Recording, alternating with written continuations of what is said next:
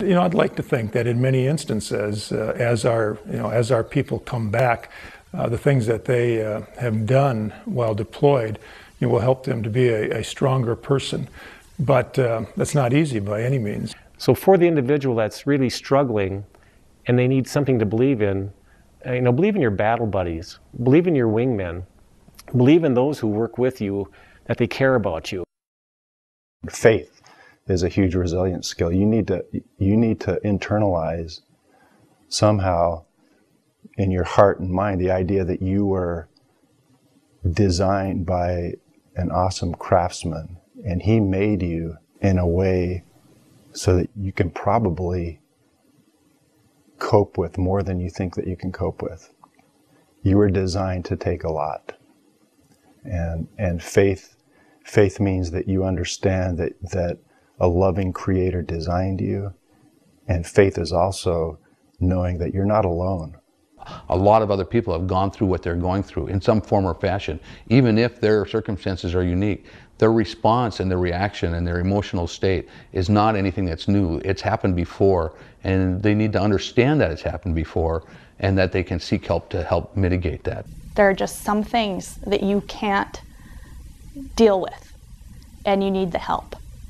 And whether it be a family member or I keep going back to a chaplain or even a counselor or a social worker.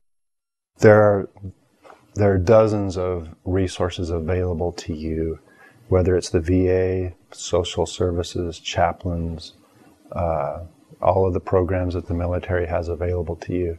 The best thing I could tell you is if you're struggling right now, if you went to talk to somebody, if you just reached out to somebody, you'd feel a whole lot better tomorrow. You can't think that asking for it makes you weak. It takes a stronger person to go in and ask for the help and say, I'm having these problems, I'm not sure what they are, I don't know how to deal with them, but maybe you can help me get through them. So we have to continually ensure to all of our soldiers and airmen that if they ask for help, that's a sign of courage and it's not a sign of weakness. And that, I think, is the greatest barrier that we face with our soldiers and airmen today. And sadly, it is a stigma that goes back literally decades. We have to continually work at helping our people understand that, as I said, it's not a sign of weakness. If a soldier or airman is looking for any type of help, whether it has to do with drugs or alcohol, tobacco, anything like that, whether they feel they just need to talk to somebody or they feel they need inpatient treatment, outpatient treatment, anything like that, they can get a hold of the counter drug office and our team will be able to assist them in finding the right resources that they're looking for. And the nice thing about that is it's all confidential. There's a wonderful support network, including our family readiness groups, including our wonderful family program staff. We just need to make sure all of the family members, and when I say family, I mean the broader family, the community, everybody needs to know what are the stress factors, what are the signs of stress, and what are the programs available that can help. Veterans or soldiers need to understand that, hey, you had the courage to serve your country. Make sure you have the courage to help yourself. I listened to what the Military One Source counselor told me to do. He said, tell your story. Be truthful, be honest, and let people know what the things that are issues that bother you around you. After that, and having that ability to speak freely and realizing that you can speak freely. It's not an embarrassment. It's okay to have issues and problems.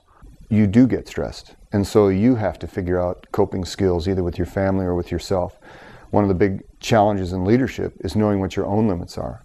Leaders, we definitely need to be the strong force, but yet at the same token, we also have our own issues.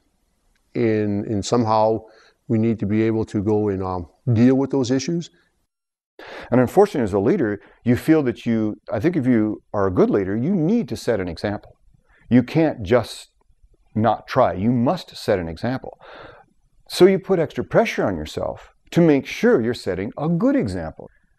The downside of that is if you exceed your limits, that failure is probably going to be pretty catastrophic and it may be very visible. So you have to know when you're approaching that and know when you need to give yourself a timeout.